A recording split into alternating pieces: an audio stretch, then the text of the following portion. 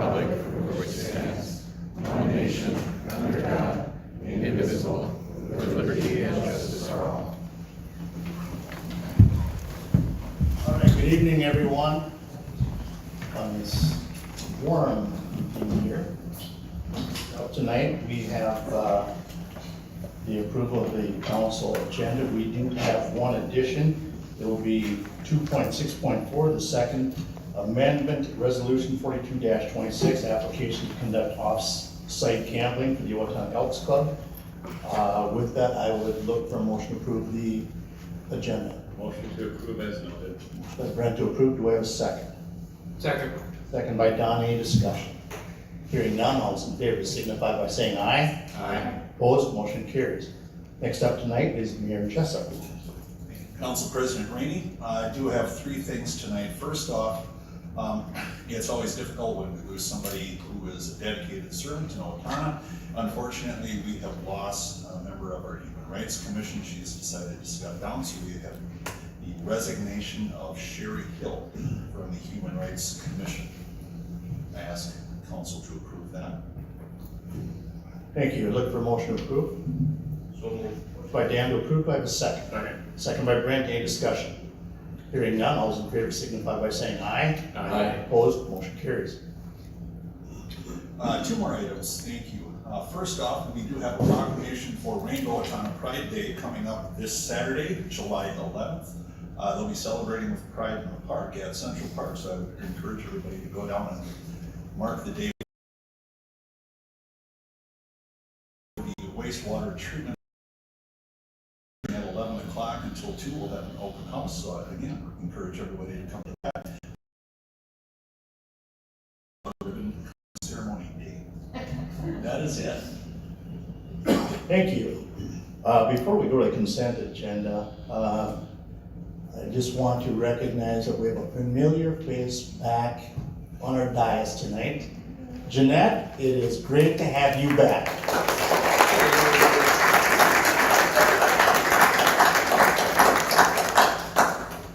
With that, we're up to the consent agenda. That consists of city council meeting minutes, other board commission minutes, licenses, permits, and miscellaneous items, all grouped together for the council to review prior to the meeting and vote on collectively. With that, I will entertain a motion on these consent agenda items. Motion approved. Motion by Doug to approve. Do I have a second? Second. Second by Don. Any discussion? Hearing none, all those in favor signify by saying aye. Aye. Opposed, motion carries. Resolutions tonight, we have 7. The first one is 3.1.1, Resolution 59-26, to accept bids and award contract for 18th Street Reconstruction. And for that, we go to Sean Murphy. Good evening. Good evening, Mayor and Council. We're requesting your approval of Resolution 59-26 to accept bids and award contract for the 18th Street Southeast Reconstruction Project. We received bids on June 30th of this year for 18th Street, our reconstruction project there. Bids were received from 8 different bidders or companies. The lowest responsible bidder was Wenzel Construction Incorporated of Owatonna. The bid was $5,226,526,107. Sorry about that. Or 8.77% under our engineer's estimate. Due to the project's funding mechanisms, additional state level review is required as part of the DCP process with FHWA. Wenzel Construction has submitted their workforce plans requested by Minnesota's Office of Civil Rights. The state's review of these documents may take up to 4 to 5 weeks. This is mostly a inflated scale or schedule based on contractors that don't submit on a quick timeline. Wenzel's been very responsive, working diligently through the end of last week and the beginning of this one. And I think they're just about there in terms of review with Office of Civil Rights. But until we get the approval, this contract award will be conditioned upon approval from the Office of Civil Rights. Awarding the contract contingent on this approval will will allow the contractor to begin work as soon as authorization is received from the state, not having to wait and then come back to the next subsequent council meeting for award and approval. The budget impact is a total cost of $5,998,611.43. This project will be financed through a combination of federal funds, state funds, grant funds, city funds, OPU funds, and special assessments. Staff recommends approval of this resolution to accept the bids and award the contract to Reconstruction Incorporated in Owatonna, conditioned on the Office of School Rights approval. Thank you. Any questions for Sean?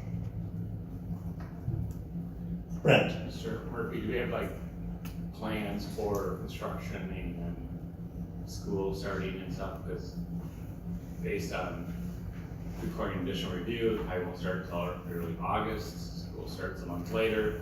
Yeah, so Maybe with street construction like that month. Yeah, so with our special provisions within the project, the contractor is not allowed to start until after school is out in 2027 session. So this will be a multi-year project.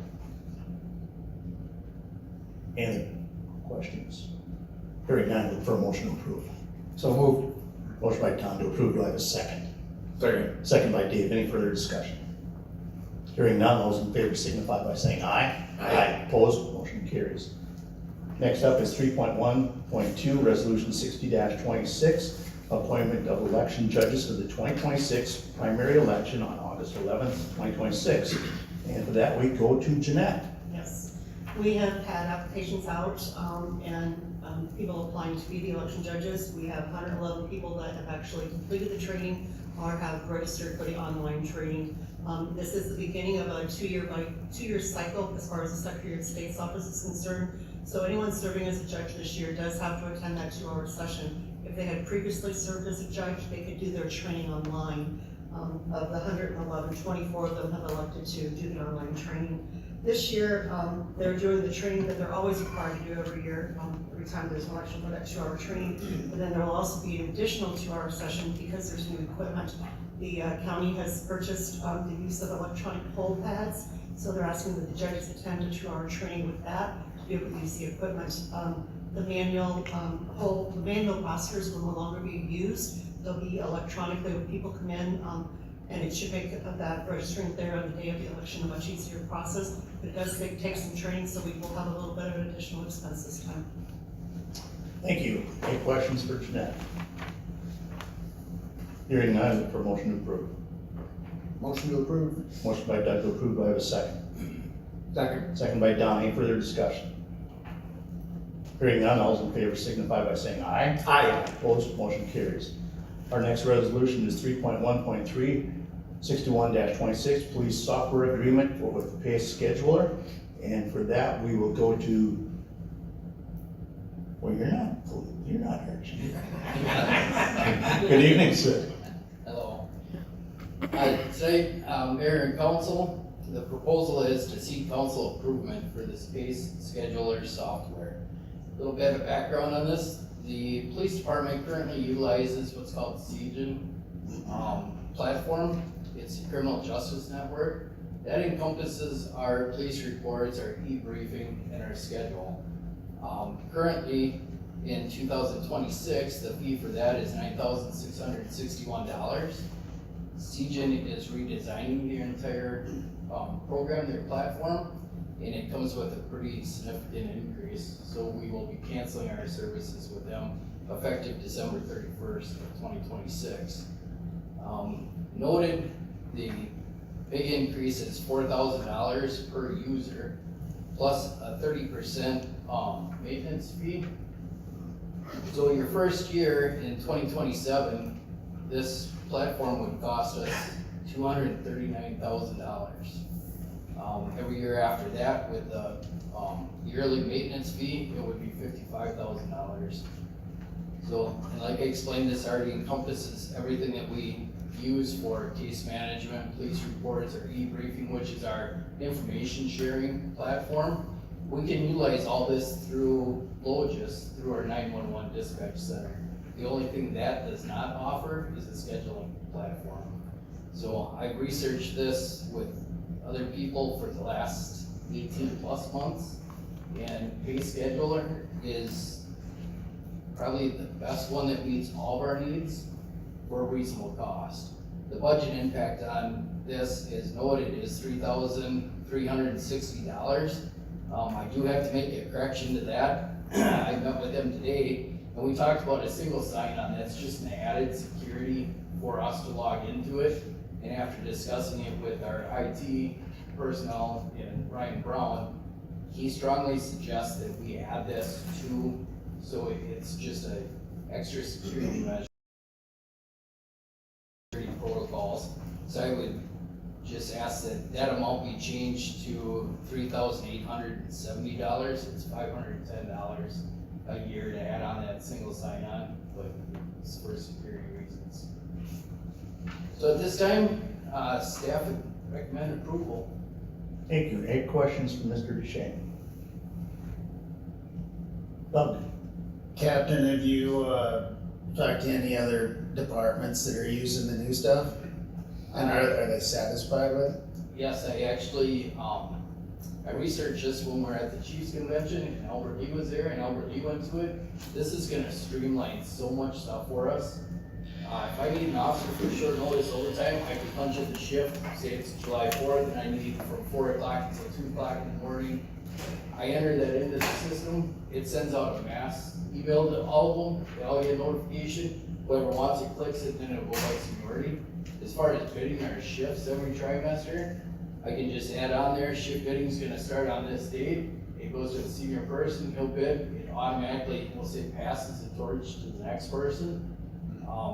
It can record our timesheets.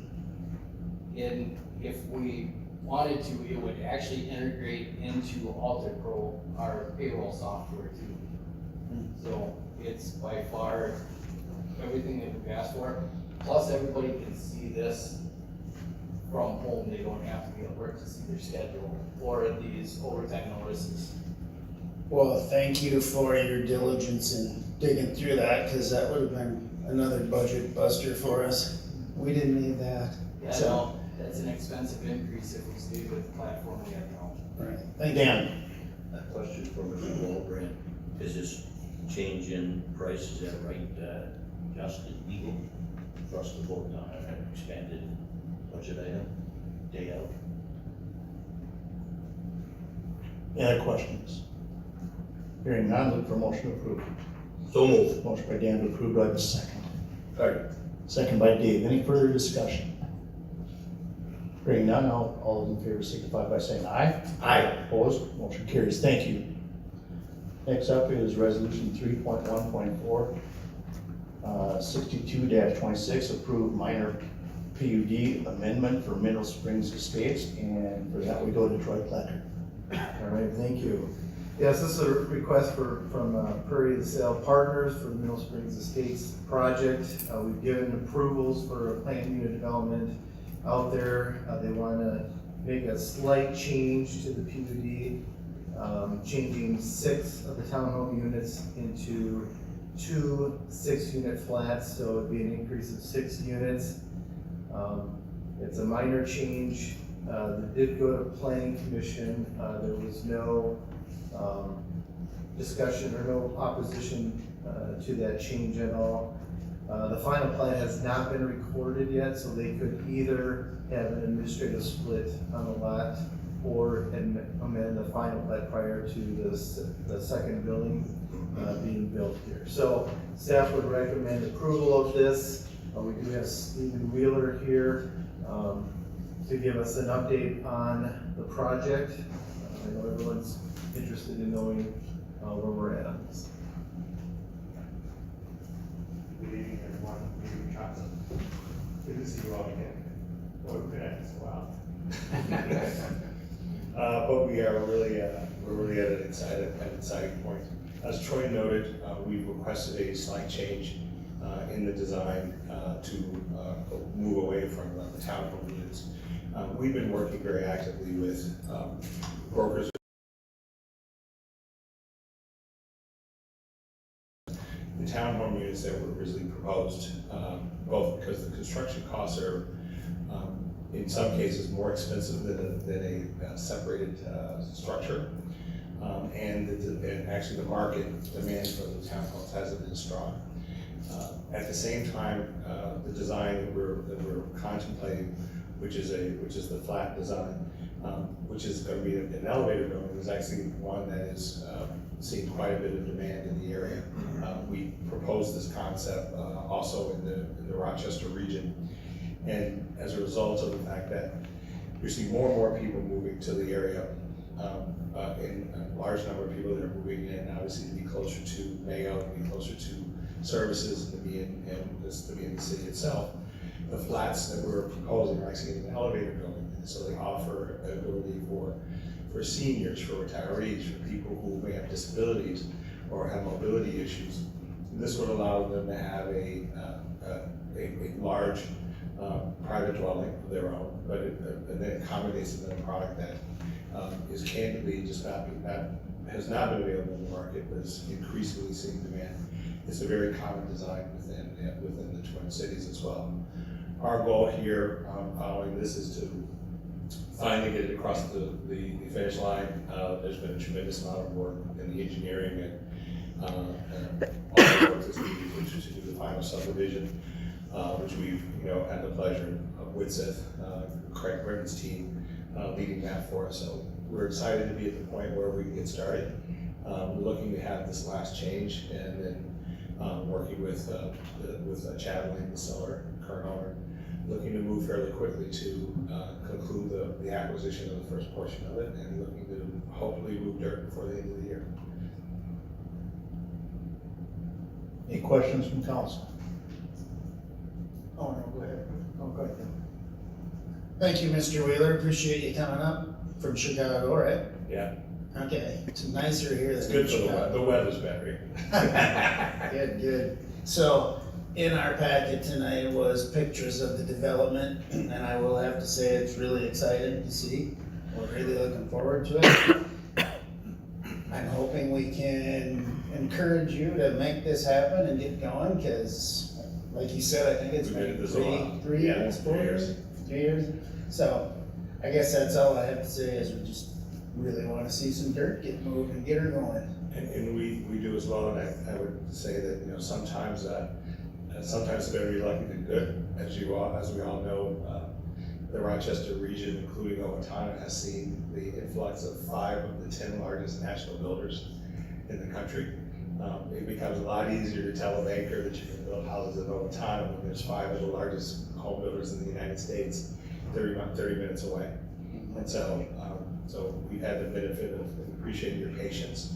But I think that, Owatonna has always been ready for this, and I think now the broader market accepts that opportunity, and so we're excited to be moving forward. Doug already stole my thunder, but we really appreciate you coming and telling us where you're at, and excited about moving dirt. Too. Any other questions? I will say the same thing. You spoke last time you were here, and you said you were excited to start. That was a long time ago. It was a long time ago. And you said you expected to be moving dirt yet that year. That's a long time ago. That was a long time ago. Will we see dirt move this year? We believe we will see dirt move this year. We're already working on the contracts, we're already working on everything else. The designs are there. If any of you have any power over the weather, so we can get rid of some of the water over there, because the water table was pretty high last time we looked. But we are working, we're working very diligently on that behalf. We got some, there's still some things to solve. There always is in these projects. But I would say the last 12 months in particular, we've had the entire team, engineering, the city staff, et cetera, really working on this. And again, I think that what's different before than today than it was before is that when we were having that conversation, everybody in this room believed it, that this was the time to do it in Owatonna. But very few people outside this room, particularly those at the banks and financing institutions, weren't there. And regardless of what we say, regardless of what we do, we have to have those resources on board and able to do that. And I think that's the world has changed. 2 years ago, people felt that a 7% interest rate was outrageous because everybody had been looking at interest rates that were 3. Now we're 3 years into 7-year interest rates, and 6.75 doesn't look so bad. And so it really is just a function of some of those things that we don't control. But what I would say to you is that our focus has never wavered, our commitment has never wavered. And we're, candidly as excited, if not more, because again, the presence of other people in the marketplace, we think, substantiates what we've always said, and that was Owatonna's time is now. Okay, should this come to fruition, it's gonna be a great project. We believe so as I'm well. cautiously optimistic, but if we can cross that finish line, this will be a great thing for Owatonna. And our goal is to get started with the initial phase that allows us to be able to also show people the opportunity of what's here. I think we've shared some of those conversations with staff related to that, and following this, again, you see some of the designs, a lot of work has gone into doing that. We didn't just pick those out of the air. This is input from brokers. This is input from employers in the area. This is a lot of discussions with a lot of people, and so we're excited for it. Glad to be here to stand in front of you and say, let's get going. And I will reiterate what Councilmember Voss said. Thank you for coming tonight. You knew you were gonna get some questions from council. That's okay. And That's okay. I appreciate that you took your time out of your busy schedule to come up here and address the council. It's very much appreciated. We appreciate it a lot. This is important. It's been a pleasure to work with the city staff has been absolutely amazing. Don't tell them I said that. But they really are, and that makes that, and as well as just the consistent level of support. So we're very excited to be getting this underway. And I think Craig said you already have the shovel, memorial shovel, so at least that part's done. Any other questions? Seeing none, I look for a motion to approve. So move. Dan to approve, do I have a second? Second by Brent, any further discussion? Hearing none, all those in favor signify by saying aye. Aye. Opposed, motion carries. Next up is 3.1.5, Resolution 63-26, accept quotes and award contract for airport runway crack seal project. And back to Troy. All right, one of our CIP projects out at the airport is the runway 523 crack seal project. We did get quotes June 29th. All the work materials were included in this project will be according to the FAA and MnDOT aeronautical standards and specifications. We did send this to local contractors as well, so that they had a chance to bid on it. The lowest quote was from Struck and Irwin Paving for $68,381. So that'll be the cost of the project. This is eligible for both FAA and MnDOT funding at 95% federal and 2.5% state funding. That leaves our local share at $1,709.52. This is actually a little higher than what we had budgeted, just because some of the aspects of the project were not federally eligible, so they fell under the state. So we're about $580 over what we had planned to pay on it. That'll come out of our airport operations budget. So staff would recommend approval of awarding the contract to Struck and Irwin. Thank you. Any questions for Troy? Doug? Troy, looking at the sheet here, man, the bid was incredible. Less than half of the expected.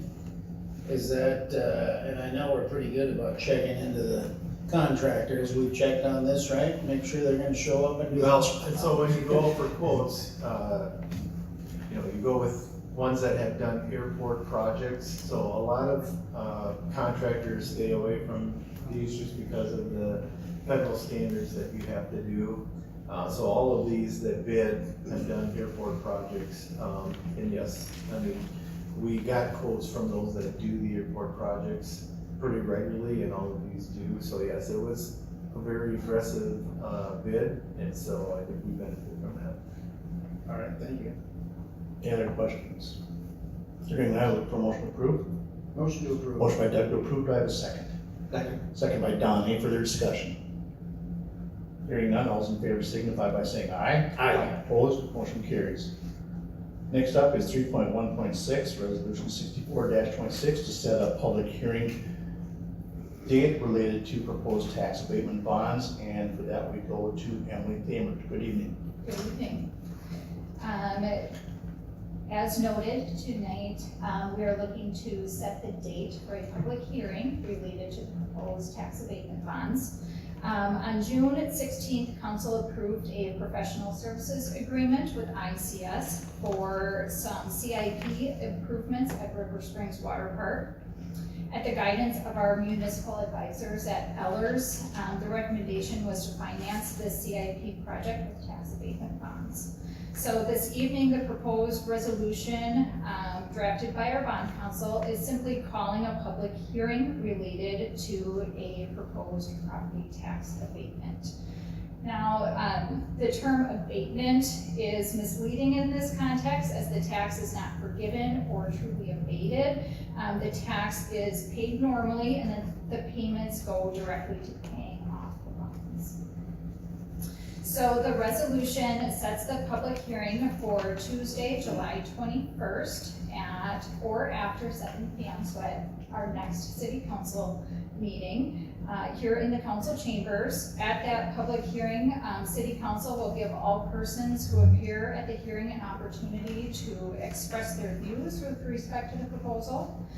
And then following the public approving proposed property tax abatement. I just want to pause now and just speak very briefly about some of these improvements at the water park that have been happening. We have these CIP projects that we are discussing related to the Capital tax improvement projects. Correct, yes, thank you. Our land life cycle maintenance improvements. So we have been planning for these. This project is the way that the city is proactively taking care of this valuable amenity in our community. In the few weeks leading up to last week, those issues at the water park, those were unplanned and simply identified during our regular startup process. So, and that's typical at the start of a season when we're starting up a water park in the Midwest, that there may be some surprises. So that's what that was, but we are happy to say that River Springs Water Park did open for the 2026 season on Friday, July 3rd. So that was a separate issue than the proposed capital improvement projects that we're looking to finance with these funds. Staff recommends approval of the resolution to set the date for the public hearing to July 21st. Thank you. Any questions on this? Hearing none, look for motion to approve. So moved. Motion by Don to approve, do I have a second? Second. Second by Dave, any further discussion? Hearing none, all those in favor signify by saying aye. Aye. Opposed? Motion carried. Our final resolution tonight is 3.1.7, resolution 65-26. Accept quotes and award a contract to airfield pavement maintenance project, and back to Troy. All right, this is another crack and seal project. This is taxiway B, and the hangar area of taxi lanes. And this is separate from the other one only because it's a different grant. Otherwise, we would package these together, but it is a separate grant, so we had to file this separately. Again, we got quotes from those listed on here. Again, we sent them to all the local contractors as well. The low quote again was struck in Irwin Paving at $62,546. Again, this is a local share of a little over 2.5%. Parts of this project were not federally eligible, so that runs about $708, which again would come from the airport operations budget. So staff would recommend approval awarding this project to Struck Irwin. Thank you. Any questions for Troy? Hearing none, look for motion to approve. So move. Motion by Brent to approve, do I have a second? Second. Dan. Bulky motion. Second by Dan, I was looking at you as I. Brent? Second by Brent, any further discussion? Hearing none, all those in favor signify by saying aye. Aye. Opposed, motion carries. We have three miscellaneous items tonight. First, 3.2.1, 3.2% off-sale liquor license for K&L Co-op at 590 State Avenue, and for that, we go to Jenna Tuma. Thank you. Good evening, Mayor and Council. We have a request for approval of an application received for a 3.2 off-sale liquor license for the K&L Co-op at the 590 State Avenue address here in Owatonna, and this is for an off-sale beer license. We have received the required certificate of insurance and a payment for their annual license fee in the background request. This license will become effective immediately and expire on June 30th of 2027. There are some fees associated that they're paying as part of this, and then staff recommends approval. Thank you. Any questions for Jenna? Motion to approve. Motion by Doug to approve, do I have a second? Second. Second by Don, any further discussion? Hearing none, all those in favor signify by saying aye. Aye. Opposed, motion carries. Next up is 3.2.2, Community Forest Management Plan Contract with Relief Grant, WSB, and for that we go back to Sean Murphy. Sorry, excuse me. Yes, the next two agenda items come kind of hand in hand because they're both part of the relief grant that our Park and Recreation Department was awarded this spring. So this contract is with WSB to develop our community forest management plan as part of that grant. The plan will include a scope of work that includes outreach, meetings, public engagement, tree and canopy review and analysis, review of current plans, policies, ordinances to align with the CFMP or Community Forest Management Plan, creation of goals, performance indicators and funding resources, presentation of the draft and final CFP. The final plan will include general benefits of the community forest, a description of practices and history, general best practices and industry standards that promote community forest health and resilience, maintenance cycles, and tree removal pruning recommendations with figures, urban heat island canopy cover analysis and targets, public education outreach ideas based on community survey and focus groups. Council approved these grant dollars in September of 25 or applying for them. We were awarded those.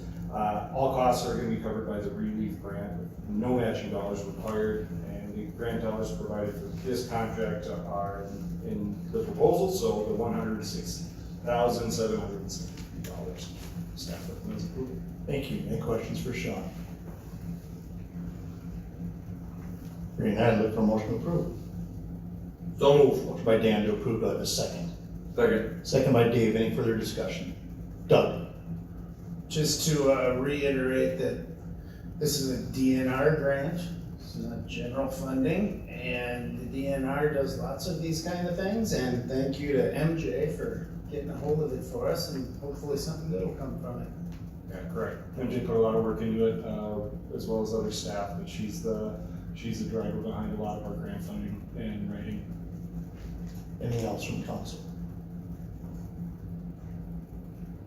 All those in favor signify by saying aye. Aye. Opposed? Motion carries. Finally, tonight, 3.2.3 Park Tree Inventory Contract with Relief Rainbow Tree Care, and once again, Sean Murphy. Yep, thanks again, council and mayor. Again, this is that second piece to the relief grant that we were awarded. So Rainbow Tree Care completed our first portion of the park tree inventory in 2020 as part of and preparing for Emerald Ash Borer grant. Parks and Recreation again has been awarded this DNR grant to complete the remaining areas of maintained parkland along trails, along with our community forestry management plan that you just approved. Parks to be inventoried are Gamey, Willow, Bexler, and Archery Park. Other areas include Kaplan's Woods Parkway, Lake Chase Dog Park, Maple Creek Park paved trail, and a small area of Owatonna Soccer Complex adjacent to the city community courts. Inventory will be in all parks and along the trails. RTC, tree care, will collect trees 10 inches in diameter or larger, growing 10 feet or less from paths and trails. Data will include latitude and longitude, species, DBH size, and condition ratings from 0 to 3. They'll provide an inventory table and GIS, GPS data that is compatible with our GIS and cartographic asset management, very similar to the deliverable we received back in 2020. Again, council approved applying for these grants back in September of 25. There is no budget impact as all of these costs are going to be covered by the relief grant, and a total of $14,787.58. Staff recommends approval. Thank you. Any questions for Sean? Just a check. Yeah, go ahead. Just a comment, for what we're getting, this is a huge amount of work for the dollars. I mean, this is incredible. I mean, if we had to do this on our own, it would cost a lot of money. So this is a great, thank you. Agreed.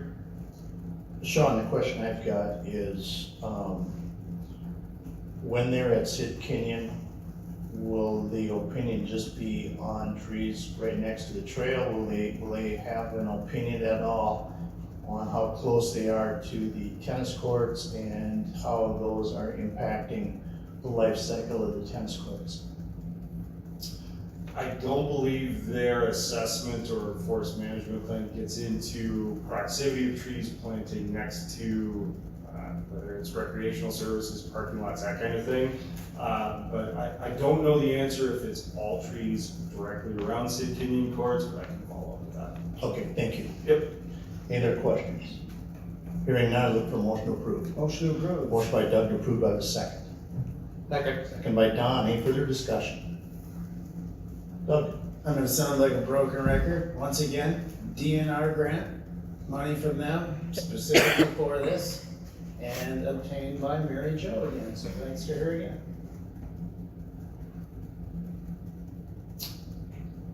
All those in favor signify by saying aye. Aye. Opposed, motion carries. Staff report tonight, we are pleased to have Eric Anderson, our recreation manager, with us to give us an update. Good evening. And Danny Light, who made every kid in town happy this weekend. It's a team effort. So good evening, Council and Mayor. Eric Anderson, Recreation Manager. Accompanied here with Danny Licht, Recreation Supervisor that is part of my team that directly oversees all of our parks programming and that sort of thing.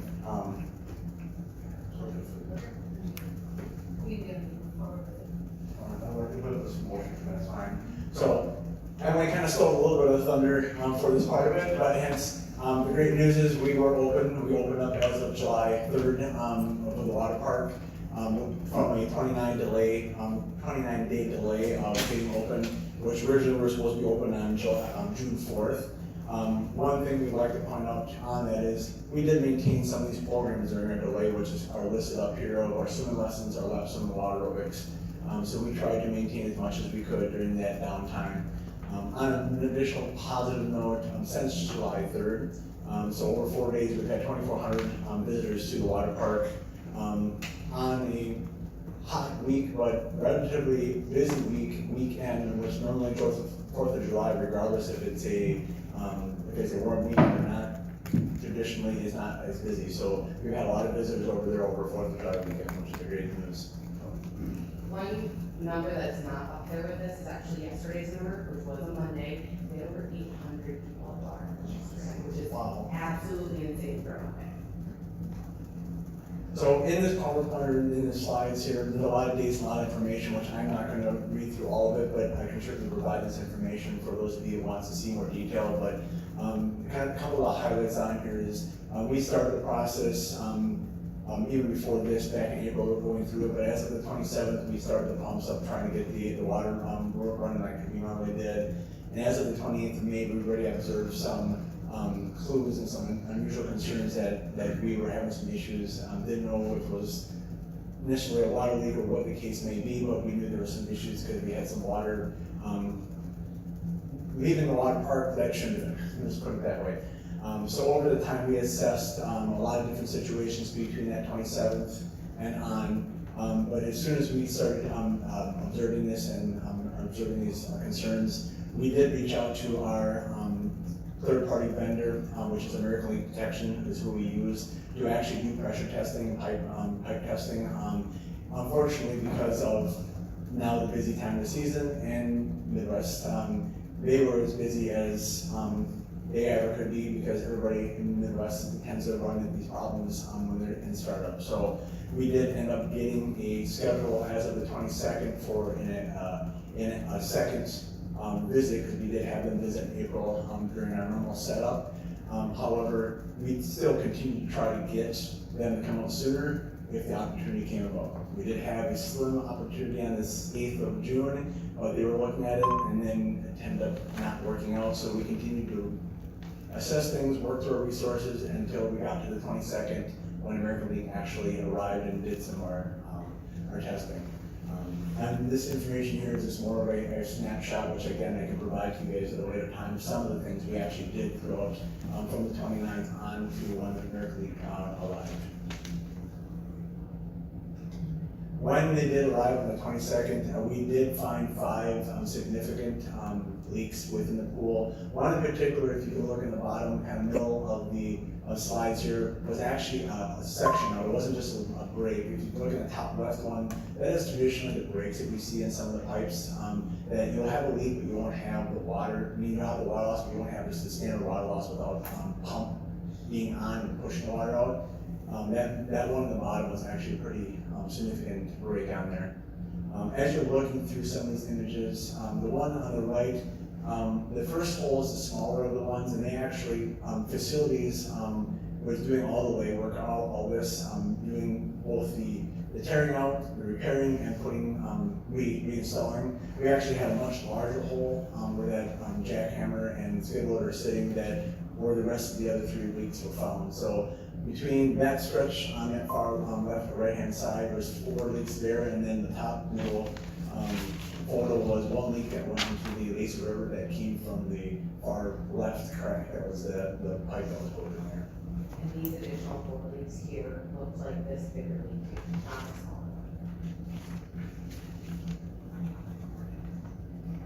So up to that point, we were able to get the repairs done. As I mentioned, facilities, our facilities team did all the work on all this stuff. By between the 26th and the 29th, we started filling the pool. A couple things to point out is we did some untraditional things when we went through this, meaning filling the pool. Typically we have a 2-inch line that's built into the pool. You turn it on, it runs, it takes 22 to 24 hours to fill.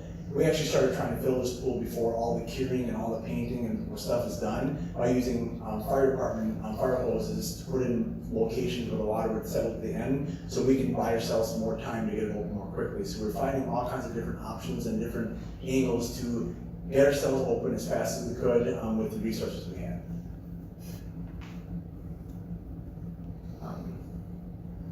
And these are a couple more, just identifying some of the things we had done, the timelines between removing concrete to getting the concrete put back in and letting things cure, and everything takes time to get done. The curing the concrete to the painting and letting that dry. So over a week and a half time period, we had all that done, including then getting to the point of balancing waters and getting ready to go for the July 3rd open. So in the spirit of what we are at City of Owatonna, one of the things that really stood out is our Better Together. With all the departments involved in the reopening, we had facilities, the recreation department, administration department, parks, wastewater, and fire department in some way, shape, or form helping out to get the operation assessed, opened up, concrete tore out, sand taken out, lines checked with cameras, that you name it. We had everything between communications and administration side. So we've seen a lot of individuals involved in making sure that we're putting efforts into making this open as quickly as we could. And this part is actually one of the coolest things that happened out of all of this. We tried our best to take care of staff during the shutdown, and by staff I mean the seasonal aquatic staff. A lot of them are coming from high school or college, and this is kind of their primary money making time frame. So as soon as we knew our park was closed, we gave everyone the opportunity to snag some extra hours in different departments. a whole bunch of different departments, which are all listed up there, really offered up some projects for these staff to take care of. And they absolutely rocked it, they loved it, they kind of joked that, well, not only do we get to work at a water park, we kind of got a built-in internship where we got to kind of try out little bits and pieces of all the different departments. So although not all of the projects were as fun as they had hoped, like working at the water park, they owned them and they did a really good job, and some of them really found some cool opportunities out of it. They kind of started joking with how many different departments you collect. So here's some cute pictures of these guys. They really enjoyed it. It was not what they pictured for their summer, but they are excited about it again. So I open it up to questions or thoughts from council, mayor. Questions for Eric or Danny? I will, oh, I'm sorry, go ahead, Dan. I don't know whose idea it was to keep those folks on so we get up and running. They were there and available to get back in the pool. Excellent idea, nice thinking. Who was it that we used for the pool? It was the maintenance people that we used for the pool? American Leak Detection is the company that we have used over probably the last 8 to 10 years that we proactively have them come down. We did search for other opportunities during the downtime, but that is a company we ended up using again. But those guys were busy. Yes. Obviously, we weren't the only ones with problems. Correct. And from the pictures that I saw, it doesn't look like there were any self-induced errors there, negligence in pumping or draining. You know, you hear a lot about, though, they don't know how to take care of it. Obviously, that's not the fact. That's how busy everyone is in the pictures there. Thank you. And Dan, I could speak on that too, is even before we even started pumps, we identified some issues as some of those things shown, because typically it's 22 to 24 hours to fill, and we were pushing closer to the 27-hour time frame before we even got to the pump where we traditionally would have it, so we had water loss before we even had a chance to get pumps going. Perfect, thank you. Just a comment, I did get a chance or opportunity to see some of your lifeguards in action. They were doing wood chips and they were doing a great job, and they were very upbeat about it, so that was pretty neat to see. The other part, it was kind of a perfect storm.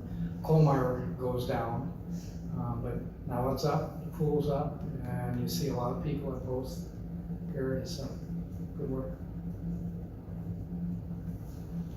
I'll go off of what Dan said. American League, we would have loved to have had them in on the 22nd of May. And no, 23rd of May, no. We had to wait our turn. When you live in the upper Midwest and you've got freeze thaw, things happen. And I'm very excited for the rest of this year to hear that we had over 800 people in attendance on a Monday. That is very, very exciting. Thank the staff for really willing to go out and do other projects, and like you said, all of the different departments that helped in getting this open and making sure that we could get that open as quickly as possible. So, thank you.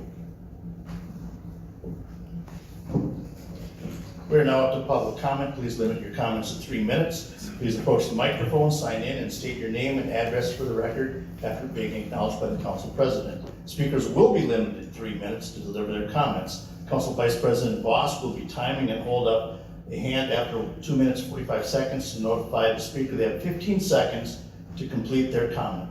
Those speaking are asked to conduct themselves in a respectful manner as they deliver their comments. Audience members are asked to refrain from reacting to comments. City Council will not respond directly to comments in this venue or take immediate action in response to them. With that, I will open it up.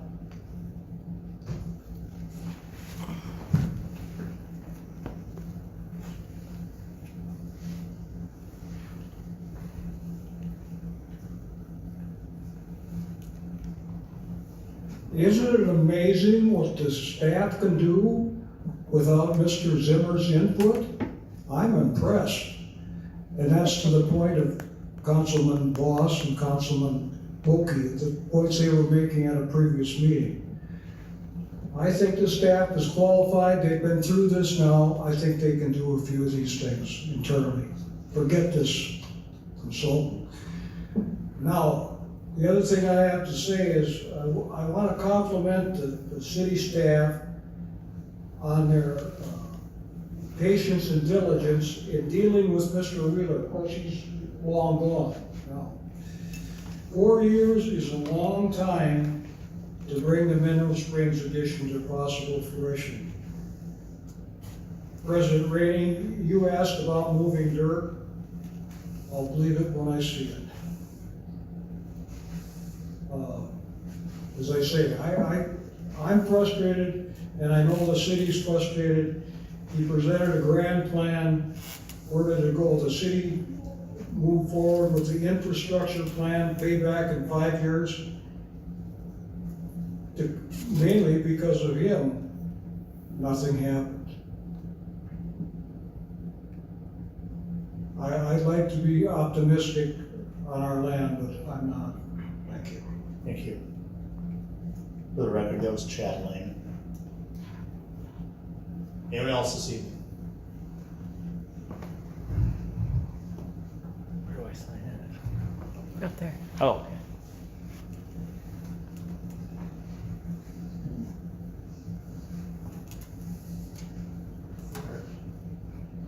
We need to sign that afterwards, or? Yeah. Okay. All right, I'm Jason Cooley, and I live over here in Owatonna off of Rose Street, and I'm here because I was listening to some minutes of the last council meeting that took place, and there's some things that I want to set the record straight. I'm the pastor of Old Paths Baptist Church. I live here in Owatonna, and the issue of free speech has come up, and there's been an issue that's come up with Rainbow Owatonna and a few things like that, and there were some comments that were made by some city council members that I think were inappropriate, and I think they're mischaracterized, and I'm here to kind of set the record straight from my point of view, and I'll kind of go through some of the things quickly here. Number one, I believe that our nation was founded upon religious liberty. So when I go out and I preach in the open air and I stand there in the open air and preach, and what you would call protesting, I call preaching. And when I do that because, number one, God commanded me to. Number two, it's a God-given right recognized by the Bill of Rights to do that. That's exactly what it is. This council has no authority to stop that, to hinder that, or to keep me from doing that. None whatsoever. To speak in publicly, literally, is ingrained in the DNA of this nation. And to speak out against things that we believe in, for things we believe in, against things that we do not believe, is the bedrock of our nation and the founding of it. I'll remind you that Congress shall make no law respecting the establishment of religion or prohibiting the free exercise thereof, or abridging the freedom of speech or of press, or the right of people to peaceably assemble and to petition the government for redress of grievances. This has been extended to all state and city. Their ordinances as well, to be watched and be weighed by the First Amendment. That God has commanded his creatures to go out in the world and preach is why we do what we do. So I'm here in response to that and what the city had said. There's a few things that the councilman said. The council member has attempted to chill the rights of one of its own constituents by throwing accusations of the preachers of being hooligans. And I quote that. I was called a hooligan. Not by name, but by association. I'm no hooligan. I've been a pastor for 18 years at the same church, married to the same woman for 24 years, and I'm the father of 8 children. I neither have a criminal record nor have I been charged as a criminal for preaching the gospel in the open air. Dangerous rhetoric has been used by members of the city council in the last meeting, asking the leaders of Rainbow Owatonna if they were prepared to use Gestapo-like tactics against law-abiding citizens and preachers exercising freedom of speech and standing for what they believe in if we interfere with their event. But if the definition of interfering is what we did last year when we did nothing illegal, according to your own county attorney, it could never warrant Gestapo tactics. Thank you. Yeah. Good evening.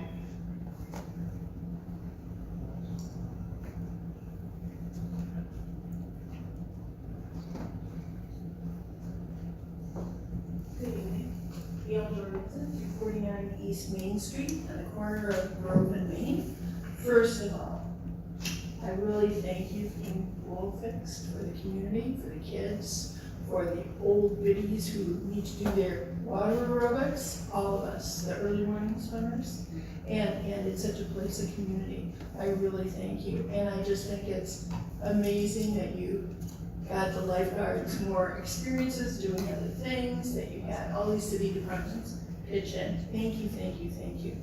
And I want to say something to Jason Cooley here.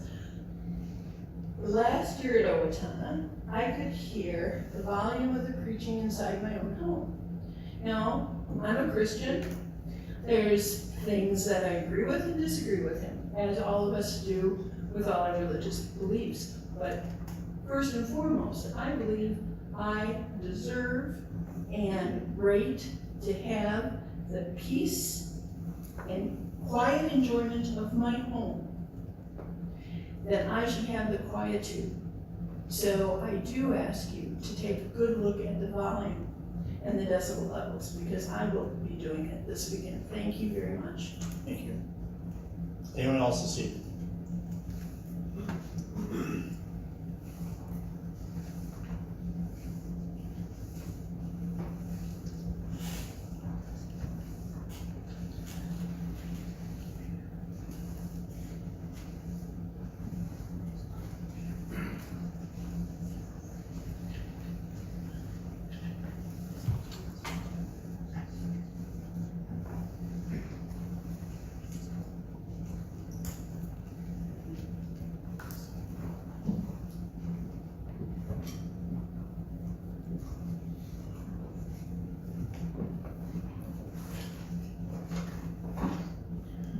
Gary Jones, 995 Ridge Road. Good evening, Gary. Good evening, thank you. My 3 minutes this evening is centering on the North Archery Hunt stand at Mineral Springs. Now, I've noted the progress and improvements to the Mineral Springs Hunt with the elimination of the south stand. It gives the disc golfers their entire course for 2 more months and is safer for the homeowners living by the south stand. I do a lot of talking, and I appreciate improvements to public safety. Now, the north stand, as I brought up before, is more remote for park goers, but not for the homeowners living by the stand. Now, you're all familiar with Darts Park.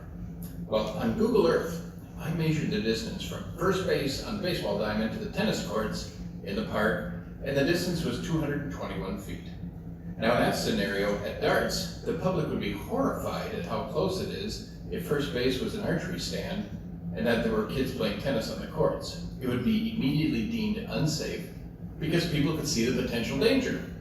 Now, the north stand at Mineral Springs is approximately 195 feet from 2 neighboring backyards on Denmark Place.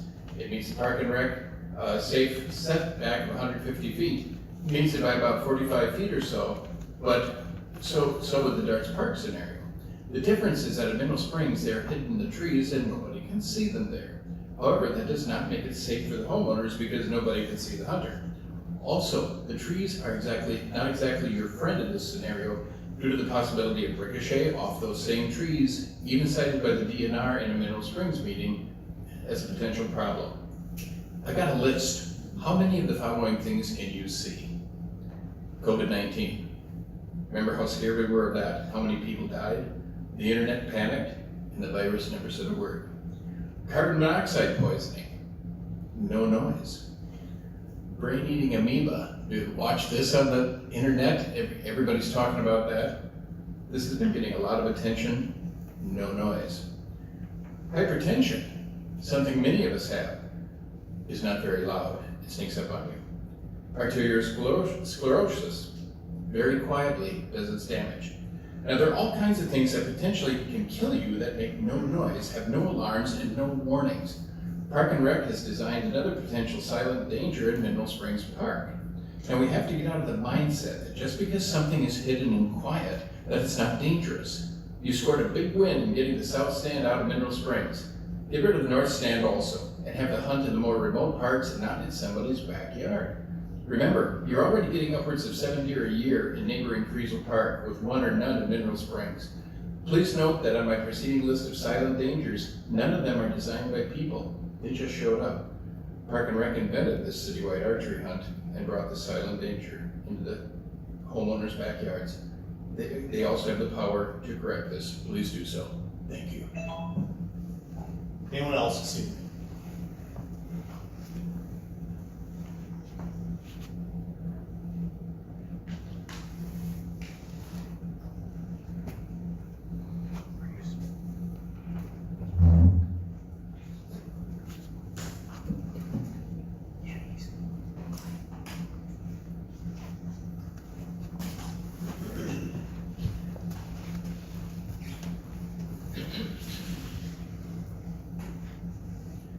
My name is Jacob Yates. I live at 460 Glendale Street. I'm a citizen of Owatonna, taxpayer. Good evening. I am also a member of Old Pass Baptist Church, pastored by Jason Cooley. I wanted to give a little bit of perspective and let you guys know that our intentions when we go to these events is that we never go into the event. We use amplification only when needed. And that is only when the ambient noise is above a certain decibel level. We have a relationship with the chief of police here. We are law-abiding citizens. Whatever is done to the offense of people of Owatonna is not intentional, but it is the offense of the gospel itself that is offending. We have no maliciousness in our hearts towards the citizens of Owatonna. And our goal when we go to these events is to exercise our freedom of speech and religion.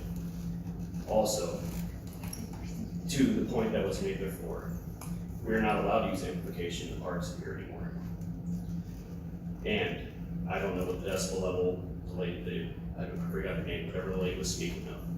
We did not use an amplified device at the event last year. We were not allowed to. And I'm not sure what she's speaking of, because we tried to stay out of the event. We were told by the police that we were allowed to go into the event. We were blocked, our signs were blocked, our speech was blocked.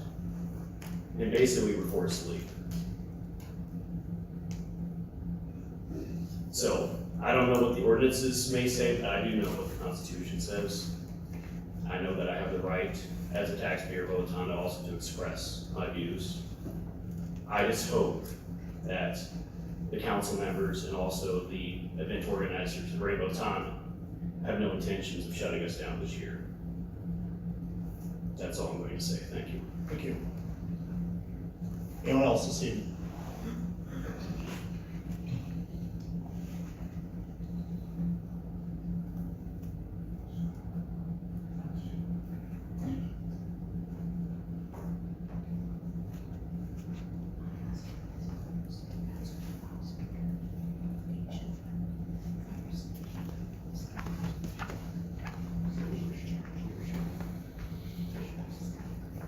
I'm just hoping to end on a positive note tonight. I just wanted to thank you guys for getting the water park.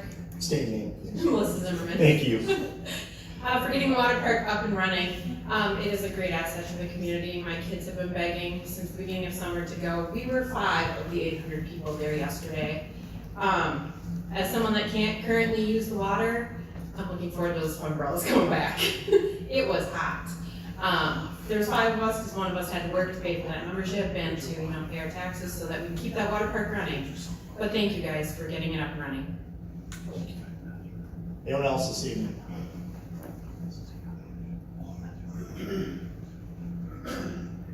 Good evening, everyone. Sarah Sanchez from Riverside Avenue. Just wanted to kind of piggyback off what Melissa said. I know that it was a lot of work. I know that it was money. And so this is kind of for the council and for us as a public. We are going to be having that vote coming up pretty soon. But I did want to recognize again what an asset it is for us. We were actually recognized by a statewide Minnesota Family Destinations as the under the radar water park in Minnesota that deserves way more attention. So it was a really neat article to read, and just making sure everyone gets a chance to look that up on Facebook. But also recognize that there were people who commented on there saying that they thought that we were going to close it down. And the debate about taxes and all this stuff that we have here.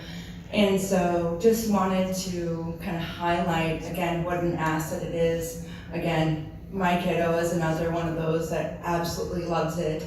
And I think that at a time when there's a lot of stress going on in the world. This is a really great way for us to have an affordable way to have fun with our kids and stay in town. And I know that a lot of people from surrounding areas really look forward or kind of almost look up to the amenities that we do have. So just another thing to consider and remind ourselves of when that vote comes around. So thank you guys so much. Thank you. Anyone else this evening?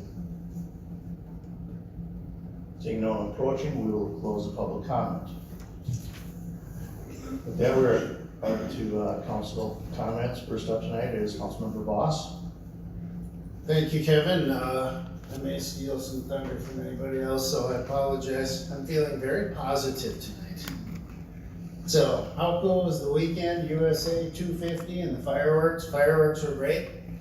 It was even fun in the rain if you went to the Steele County or the fairgrounds one. River Springs, thank you, Eric and Dana, for getting that going. That is a great relief to all the citizens, so that was a super deal. Another positive, thank you, Mr. Walbrand, Mr. Kruschke, and Mr. Klecker for all your efforts in getting the granite taken care of downtown. I know that took a lot of legal wrangling behind the scenes, but the citizens definitely appreciate it. I didn't see if it got completely finished today, but it was pretty close. So that's awesome. I noticed the 11th, if you want to see something pretty amazing, the wastewater treatment plant ribbon cutting that day. If you've never seen a wastewater plant, you need to go down and look at it because it's pretty amazing what happens there. So, last item, I promise. I guess since we've had some spiritual talk, I'll say thank the good Lord above. Our officers were not physically hurt last week. It's a sad part of knowing that we're part of a big problem in the country, and boy, thank goodness our officers are so well trained and know what to do. And thank you, Chief, Captain, all the staff down there for doing such a great job there. Thank you. Councilmember Burbank. Nothing more tonight. Councilmember Bulkey. I'd just like to thank the police department for having everything done and ready to go after the fact. Bullets whizzing by you, I don't know how that would affect you in the next hour, the next 2 hours, the next 5 hours. There's a lot more policing and just being in the car and being at the station. Mr. Voss said, thank God a number of guys got hurt. It is too bad the incident happened. I certainly have sympathy for the victim, or I don't see it down, whatever. That's all I've got to say to that. Okay, ready? No further comment. Councilmember McCann. Just a couple of things. Kind of piggybacking what Dan and Doug said. Thank God none of our officers were injured. I do want to recognize too, Sergeant in the back. And thank you very much for what you did proactively to have therapy set up for our officers, because I can't imagine what they're thinking they want to. This kind of piggybacks on one of the things that we saw in the consent agenda, where we're going to have therapy also for the fire department. And I think it's something that gets overlooked, the mental health aspect of what's going on and what happens to our police department, our fire department, and our first responders. So I think that's money well spent. I do want to make another comment on the consent agenda for donation from Senior Place Inc. to our senior group. I think that's money that we will use greatly. That's a nice thing to have happen. We also had on our consent agenda 2 trailers that were donated to us from Steele County. Thank you for that. Where the heck are we gonna put them? We got no room. So I'm sure the fire department will figure something out, and the police department will work on that too. So, but thank you to the Steele County for giving these things to us. And that's all I got to say. I took Dan's time. So. Thank you. Councilmember Spenby. Nothing to say. Mr. Mayor. I'll just say ditto to what these gentlemen said earlier. Obviously, we can't put a price on the jobs that our police and fire, those that protect us, do. What you do is invaluable. It's just another example that we saw of you guys running into danger when the rest of us would run away. So thank you. We can't say thank you enough, but we will say it again. Thank you for what you do. Thank you for protecting us. Thank you for taking care of the people of Owatonna. We truly, deeply appreciate it, and we will show our appreciation in every way that we can. So, I hope everybody did have a safe and happy Independence Day. To repeat what Mr. Voss said, that downtown granite installation is nearly finished, and if you didn't get a chance to see what was done at Downtown Thursday last week, I would encourage you to head down and see the results. This Saturday we have a busy day. The Winger Owatonna Eagles Ride for Hope registration starts at 8, ride starts at 10. The ribbon cutting and open house for the wastewater treatment plant is at 11 o'clock, and then Pride in the Park starts at 2. So, a fun, busy weekend in Owatonna. Hope to see you out and about. Thank you, Mayor. Yes, Mayor Tuma. Did you hear that? Yeah, we heard that. It's hot here. I haven't been for a while here. I just wanted to comment on the granite, because I think there's been some comments out in the community that the city didn't take care of that. And I just want to say that that was a failure of product, and the city did step up and hold the contractor accountable. A lot of work with through all Brandon staff that went into that. And so that stuff takes time, but I want to note that that wasn't fault of the city. It was the city actually holding people accountable to the taxpayer dollars. And so that's really important to know. I have one of the greatest honors to lead this organization. And what great teamwork we saw this week, right? River Springs Water Park, outstanding. 5, 6 departments coming together. People really not throwing in the towel to make sure that got helped. We also saw great teamwork with our police department and community support. We had Chief shared with me, several people stepped up across the community, across the region to come and have their back, to support them, and to come through. And so, what an awesome team we have. Yeah, I'll stop with that. But we should be very, very proud of Owatonna, our staff, and our council. Thank you, Jen. For myself, yeah, things changed in an instant, and our professionalism shined that evening with our police department support staff. We are very, very fortunate in this community to have the dedicated police officers, firefighters that we have. And one last thing is, while we were all enjoying our 4th of July, as we should, 250 years, our police and fire department were on the job, working just another day for them. And yep, they signed up for it, but we appreciate the dedication, their willingness to be out on holidays and really taking care of us. It's a tough job, and we're so fortunate in this town. For a community of about 28,000 people, we don't have major situations very often, but know that when we do have one, our police is ready to step up. Water Park, Danny, I hope you call me or text me and say, I am so busy. That'll be a great thing, and I hope you are extremely busy, thanks to the staff out there. One last time, Jeanette, great to have you back.